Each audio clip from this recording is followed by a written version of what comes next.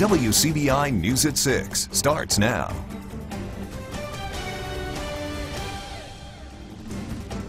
Good evening, everyone.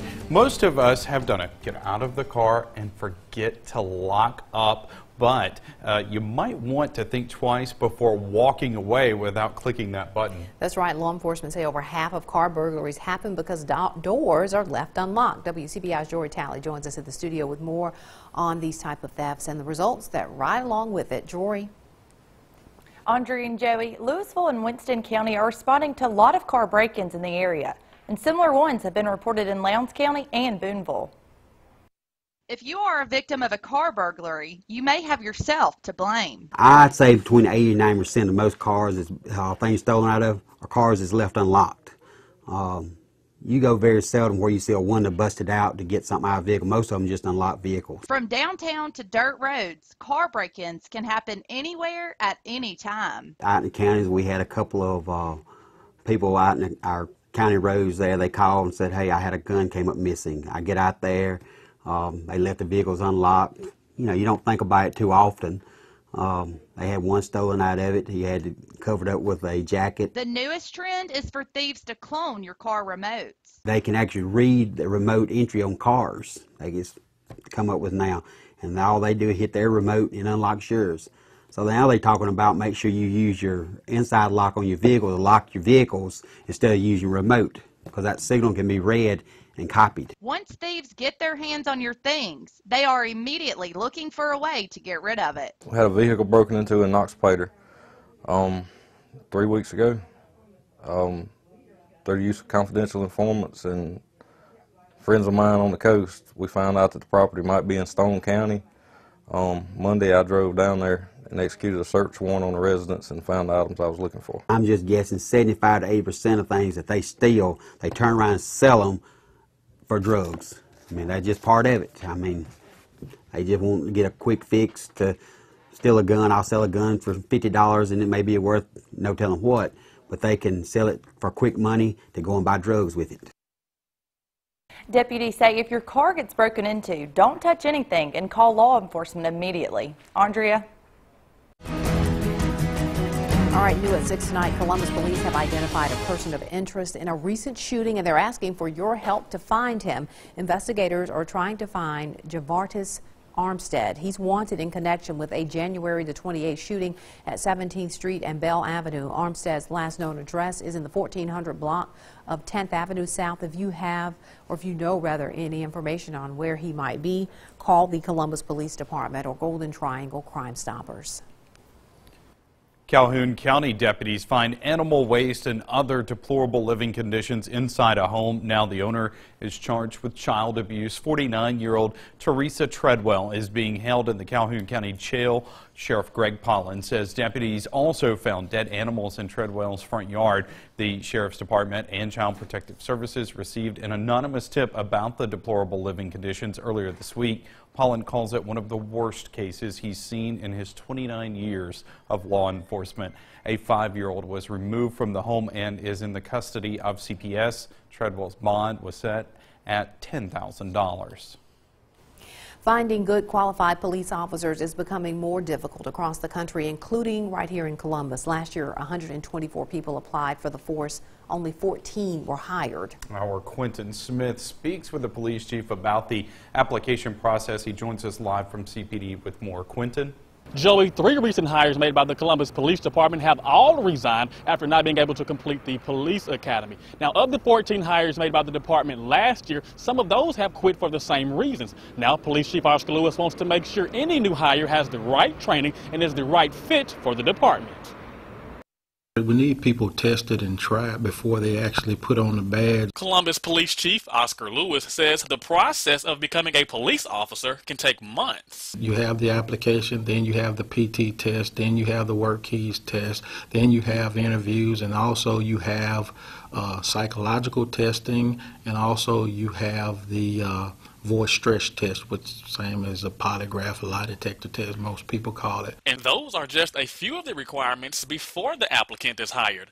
After approval from the City Council, the applicant is then sent to the police academy. The academy process To me, the academy is not a hard process. The academy is mostly mental. Once they've graduated from the academy, the Columbus Police Department requires more training. Once we get them from the academy, we try to put them with a field training officer to get them prepared for the city of Columbus. They need to know the areas, the policies and procedures for the department once they're hired. It's a long process, but Lewis says it's the only way for him to know a quality hire has been made. The reason why the other 110 applicants weren't hired vary, including a poor interview, deception, military deployment, and incomplete physical tests. It takes a special breed of people to go out there day in and day out, that put their life on the line and want to serve the community. But everybody is not cut out for it. People may start the process and realize, hey, this is just not for me. And, you know, that contributes sometimes to the reasons you see people leaving. But it's a challenging time for law enforcement. Now, Lewis says a few qualities that he looks for in a police officer include dedication and a passion to serve the community. Now, if you're interested in becoming a police officer, then come by here, the police department, and fill out an application. But for now, reporting live in Columbus, Quentin Smith, back to you in the studio. Columbus residents discussed the hot topics of law enforcement over a hot cup of coffee today. CPD officers took a little time off their patrol to talk with citizens at the Hyatt Place Hotel. Coffee with a Cop gives the department a chance to have a casual conversation with the people they serve and find out what issues they would like to see addressed. It also gives residents a chance to put names and faces to the badges and patrol cars they see. Coffee with a Cop is a regular community outreach of the Columbus Police Department. Time now to turn our attention to weather, and Chief Meteorologist Keith Gibson joins us with a pretty stormy first look. Keith? Yeah, Joey, we do have some storms percolating up across our region. This is a severe thunderstorm for northern parts of Lee County and Itawamba County. This goes until 6:15. This storm has been dumping some hail. It looks like the core of the hail may have been released from that storm cloud, but boy, that's been producing some hail. Also some non-severe storms over there near Tremont as well. These are moving from west to east. You can see with our severe weather threats, the purple is hail. So the hail core has been falling out of that storm cell near Saltillo. We still may have some hail left in the cloud there near Tremont. But you can see the swath from New Albany to northern Lee County with that storm as it's been moving through over the last hour. So I want to expand out and show you the bigger view here. These storms are lining on up. They'll be out of here by mid-evening. Not a lot of severe weather expected going forward, but there's actually a severe thunderstorm watch until midnight for West Alabama. Your full forecast in just a few minutes. All right, Keith, thanks a lot. A bill adding a firing squad, electrocution, and gas chamber as execution methods in Mississippi moves forward in the legislature. The alternatives are being proposed in case a court blocks the use of lethal injection drugs. How lawmakers passed that bill today, it now goes to the Senate for debate. Lethal injection right now is Mississippi's only execution method. The state is being sued with claims that the drug it plans to use is cruel and unusual punishment. Mississippi has not been able to acquire the execution drugs it once used. The last execution was in 2012. Only Oklahoma and Utah have a firing squad as an option. Mississippi law enforcement could soon be required to notify parents when their 21-year-old child is arrested for DUI or drugs. House lawmakers unanimously passed House Bill 1089, known as Rivers Law. The proposed bill requires the parents of anyone under the age of 21 to be notified if their child has been arrested for drugs or alcohol. Lauren McGraw helped craft the legislation after her son, Rivers, committed suicide. Rivers had trouble with drugs and alcohol. He killed himself after getting a DUI in Oxford this past fall. The bill moves on to the state Senate for more debate. Students at West Point High School are learning the importance of making good decisions. They hopped aboard the Choice bus today. Once inside, they watched a presentation on the consequences of poor choices like dropping out of school or selling drugs. There was also a replica of a prison cell in the back of that bus to show students where they could potentially end up if they choose the wrong path. After the presentation, the students signed their names on a poster making the pledge to make good choices.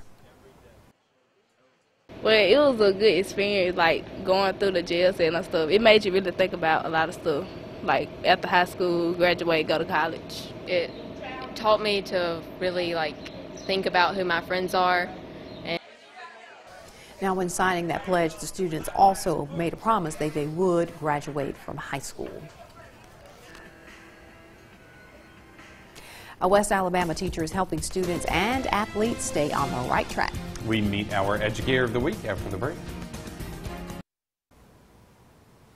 Welcome back. A Lamar County coach is helping his students win on and off the field. You can find Coach Joseph Taylor on the sidelines during track practice and meets at Sullivan High School. But when it comes to history lessons, he's leading from the front. Coach Taylor says he's a little more intense on the field than in the classroom, but whether he is teaching or coaching, Taylor says his job is his passion.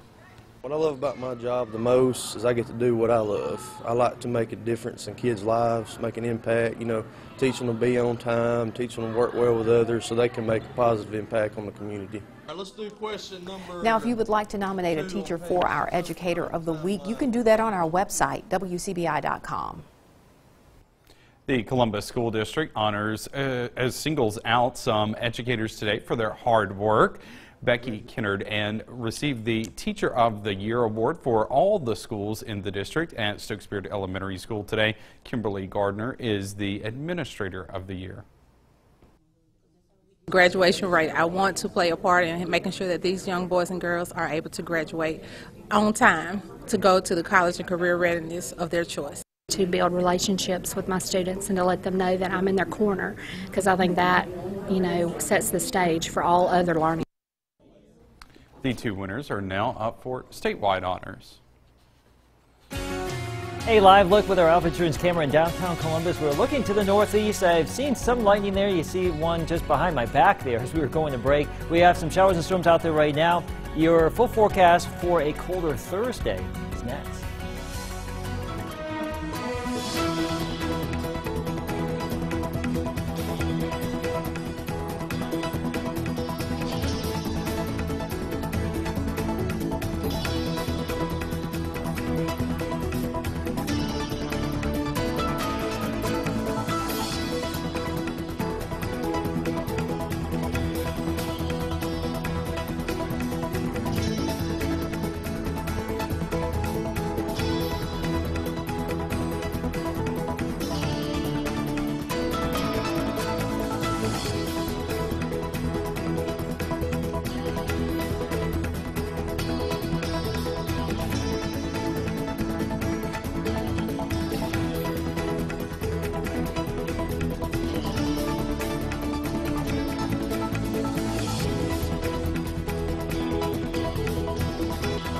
WCBI's Educator of the Week is brought to you by Food Giant, where your neighbors are the owners. Your first alert weather forecast with Chief Meteorologist Keith Gibson. All right, here's a look at our live Doppler radar right now. That storm cell that was near Saltillo and Manatee earlier has really collapsed, and we just have some lingering rain with that. So no longer a hail threat. We do have a pretty strong storm here northwest of Hamilton, Alabama. That storm is currently not severe. We have a pretty good complex of storms, however, over here just to the northeast of Sullivan. And right up in here, this is a new severe thunderstorm warning for northeastern Lamar County until 7 o'clock. And there could be some quarter-size hail with this cell, this core right here, in addition to some gusty winds. So northeast of Sullivan, east of Detroit, Alabama, northeastern Lamar County, a severe thunderstorm warning until 7 o'clock because of that storm cell right there. And we have a few additional cells back down to the southwest towards West Point. These are non-severe. Some good downpours, a little bit of thunder and lightning, but nothing too terribly crazy. You can see how this line of storms goes all the way back down to the delta, and this is moving off to the east and southeast. Severe thunderstorm watch over here across western Alabama, including Lamar County until midnight, but I think the severe weather threat should be done around here by 8 o'clock. And as we just showed you with the radar, northeastern Lamar County right now under the gun for the strongest storm. Temperatures are changing big time around here. Still 71 in Columbus, 66 in Tupelo, down to 46 in Memphis. Crazy stuff with this cold front coming on through. So this front is sparking the storms. Northerly breezes will develop behind it. You will know when that front blows through your neighborhood later tonight, because the winds will pick up from the northwest, and those winds will continue all day long tomorrow. Temperatures about 30 degrees colder with 40s and lower 50s out there. Tonight, we have those evening storms. Those should be done by 8 at the, or let's just say 8 o'clock, maybe 9 at the latest. Winds develop from the northwest, mid to low 30s by later on tonight. And some of our wind chill values later on tonight and tomorrow morning for the commute. Get ready for it. Maybe upper 20s around here. So a very cold Thursday, blustery and chilly, but a lot of sunshine. Upper 40s to low 50s in the region. So we'll take that. Cooler temperatures, but a lot of sunshine. 45 Boonville, 47 in Tupelo, 47 Pontotoc tomorrow, 48 in Houston, down to the south towards Columbus at 51, 50 in Eupora, 51 in Louisville, 52 for you in Macon, 51 in Vernon, 50 in Sullivan. Here's our 7-day forecast. A bit of a whiplash effect going on. 29 tomorrow night, 63 Friday, 70s for the weekend, with a few more showers and storms possible late Sunday into Monday.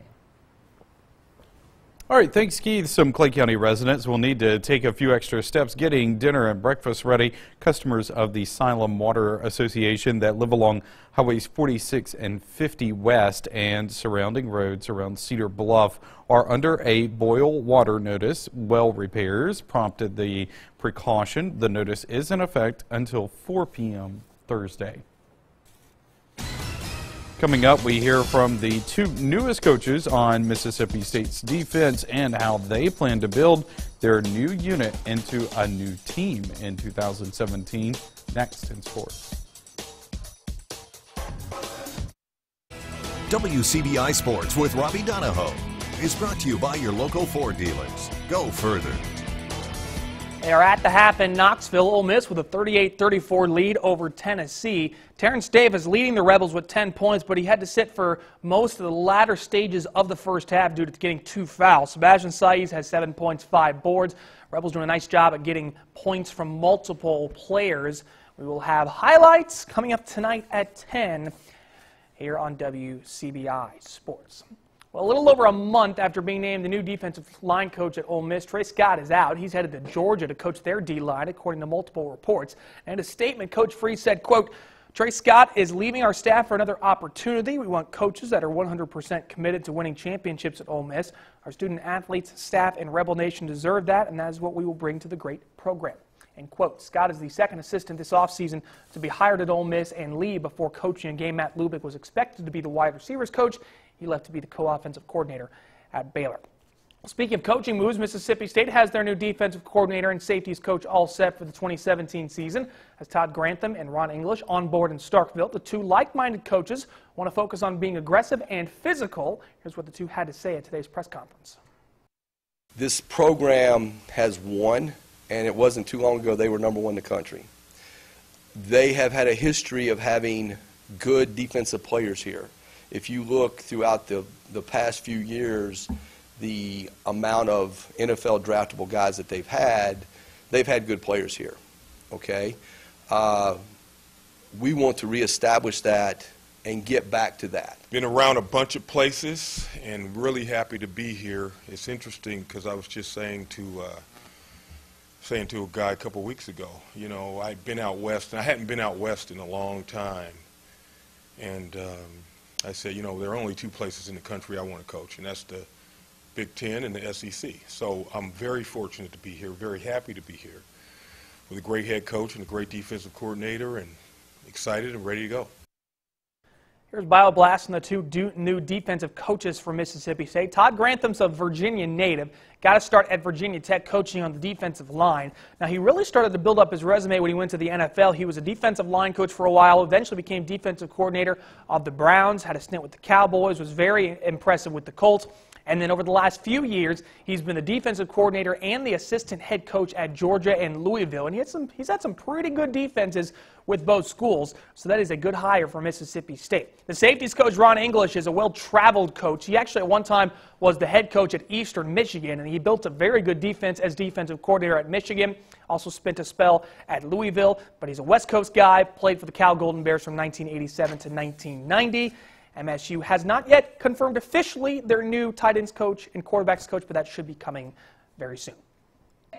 And lastly, to baseball, we close in on the 2017 season. MSU has an opponent set for 2018 and 19. Southern Miss with the Diamond Dogs will play a 3-game series at each school's home park beginning next year. USM will host MSU at Pete Taylor Park to open the season in 2018, February 16th through the 18th. And in 2019, the Bulldogs will host Southern Miss at Duty Noble on February 22nd to 24th. The two teams will still play each other in their annual Governor's Cup game at Trustmark this year. It will be March 21st. That's it for sports. We'll get a last look at your forecast when we come back. A little bit of rain showing up in downtown Columbus right now. We're looking back to the northwest. There's a little bit of a storm cell coming our way. The strongest storm is actually moving into northwestern Fayette County, Alabama, but we do have some rain, some thunder and lightning out there. And just be aware of this as we go throughout the next, let's just say, hour and a half. And then it'll clear the area. Much colder temperatures tomorrow. We're down into the 30s tonight. Wow. I know. It's crazy out there.